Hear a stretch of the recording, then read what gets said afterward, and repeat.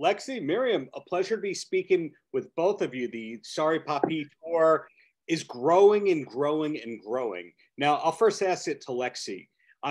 When did you know, hey, this is going to be more than like 3 shows, that this is a big part of my career and it's going to be ongoing? Well, at the moment, I have a couple shows I'm popping out on. I haven't secured the full spot of the tour, but I'm working on it. But when I heard the news, I was extremely excited because it's something that I've kind of always wanted to do is, you know, create an all-girl environment, tour, performance vibe, because I feel like we don't get enough as female artists in this space. So I was like, wow, okay, this is awesome. I'm beyond excited to be a part of this whole thing. So yeah, hopefully I can get more shows, but I have a couple that I'm popping out at, and I just had my first one. Got it. Miriam, same question at you. The growth of this tour, when did you kind of realize it was more than just a good idea that you do a couple of times? So our 1 year anniversary was last Saturday. And I would say the moment when I realized like, wow, this can be like monumental was our first show.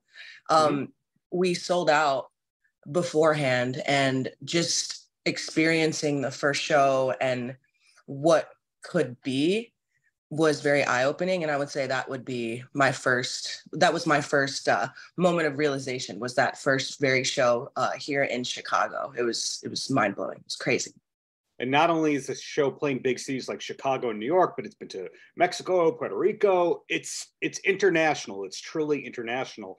Now, Lexxy, you're somebody who has 3 million followers on Instagram. You are a very popular artist, not just for your music, but on social media. But this isn't necessarily your full audience. Like, meaning it's the tour. People are happy to see you. How does what you're going to be doing on this tour compare to a usual headlining show of yours? Right. So that's why I really like this tour, is because as an artist that kind of became popular in another space, I have a lot of men following, right? So this audience is like my audience, like the audience that will love the records, that will connect with the records, who I was before I grew into who I am now, you know, those girls I see out there. And so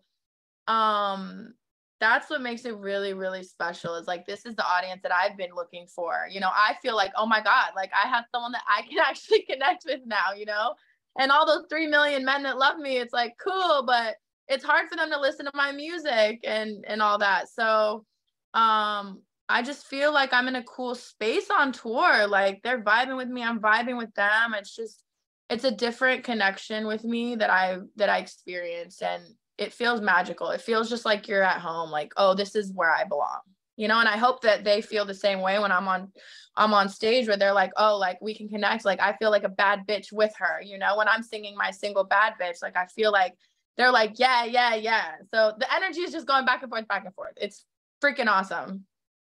Well, at this point, do you have a performance regimen where you go, okay, 3 songs, I can do 3 songs. 60 minutes, I could do 60 minutes, because I'm guessing you could suit it by the audience.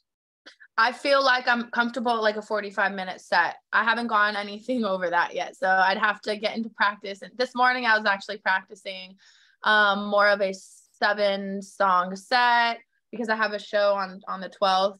And so I'm kind of now getting into rehearsal of like, okay, you got to get your breath together, make sure you know all your lyrics, you know, what movements are you going to do? Like, you can't do the same things. I don't have dancers. I like to be on stage myself. I used to have dancers, but I kind of like vibing out alone right now. So yeah, I'm practicing for like full sets for sure, because that's what I want to do. And Miriam, you have the distinction of not only being an acclaimed DJ, but also brand manager. So meaning you're on stage, but you're also behind the scenes. You have a lot going on. What's a show day like for you? Do you get to sleep at all? I definitely try to get some sleep in, but it really just depends on flights and, you know, the whole checking into your hotel, how far the venue is, sound check, load in. But for the most part, I feel I sleep on the plane. But what my day is looking like is, so we land, we check in, go to the venue, and we immediately start sound check, right? And so it's myself and 2 other DJs that need to do sound check. And then when Lexxy is doing a show with us, obviously we need her to do sound checks just to make sure everything during the show flows properly with her mics, her vocals. And then we have another artist on, we have just, yeah, so with artists that we add to the show, their sound check. And then I basically am the music director too. So I handle the music side of things from start to finish.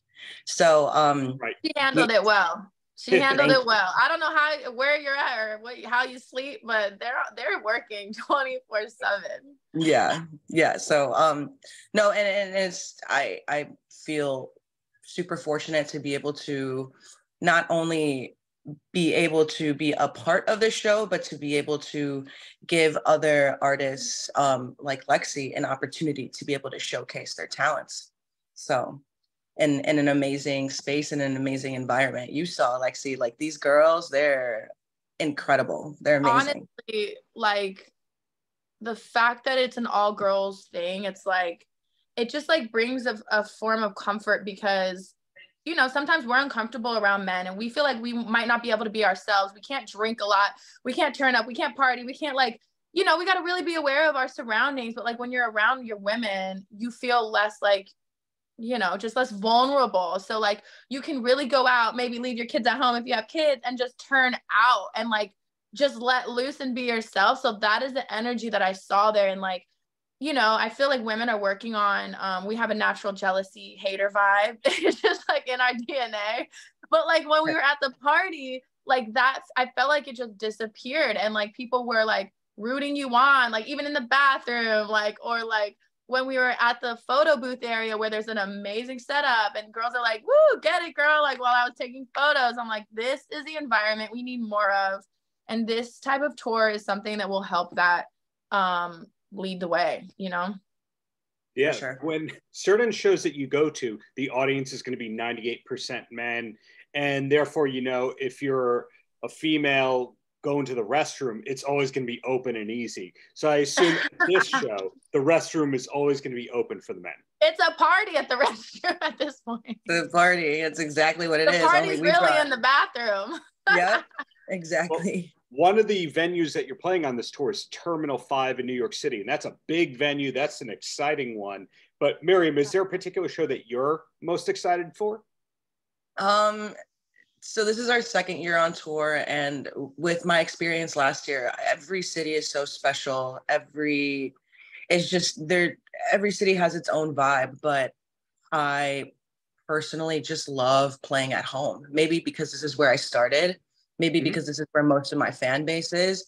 But yeah, the saying, there's no place like home, I really resonate with that, you know? And so I love playing all cities and the big cities, Puerto Rico, Mexico, New York, Miami, but there's no place like home. I love playing at home for my girls. Same question for you, Lexxy. Is there a particular city that you're especially looking forward to with the 3 shows that you got coming up and future gigs? I feel like LA is my hometown, so I was really excited about that. That was the first show. And the same as you, Miriam, I believe I'm going to Chicago. That was like the other one that I wanted to do. And just because I love the city of Chicago. I don't know. It's just, I've been there multiple times. I love the vibe. So I was excited to do that. And also what I'm hoping for is Mexico or New Mexico. So I have such a huge fan base, Latin America in general. So I know that they want me to come there. So we're kind of working and seeing if that's going to be a vibe too. So hopefully it will be. So I'll be really, really, really excited about that one. Fingers crossed. Well, I've got one question for both of you, and then I'm going to let you go. And the first question, we'll throw it at Miriam first. This tour, as we've learned, you don't sleep much during it, but it's okay. You're working hard. You deserve the vacation that comes afterwards. But are you allowed to say what else you're working on besides the Sorry Papi tour, or is that just everything because it's so consuming for you? Well, the goal behind the Sorry Papi tour is to really not only create a space for these women at the party, but to give back to the community. again, we're still very new. This tour is a baby, you know, and I feel like we're still trying to find our identity. Maybe because I've been in the party scene for so long. It's just, obviously I want to provide that space for women, but I also want to give back. You know what I mean? So down the line, the goal is to create like a fundraising kind of festival concert vibe with more artists. So obviously Lexxy, if she's up for it, and other female artists. You're getting a yes. Yeah, we're thinking like, you know, Karol G, Rosalia, just women in the industry, and just kind of make it bigger, make it a concert, but make it like a benefit concert, because we do want to give some proceedings back to the community. We don't know which one yet, but that is the goal, not to just party, but to actually do something with that. And yeah, just better the community and just give back. Yeah. Fantastic. And the last question at you, Lexxy, the same thing. Are you allowed to say what's next besides this great tour? I have a project I'm releasing. So an EP is coming out in May. So that's what I'm very focused on. I've been working on my visuals for my music videos. And yeah, hopefully the tour is what follows after that, because that's what usually happens after a project. That's what I'm working on. Paltrocast.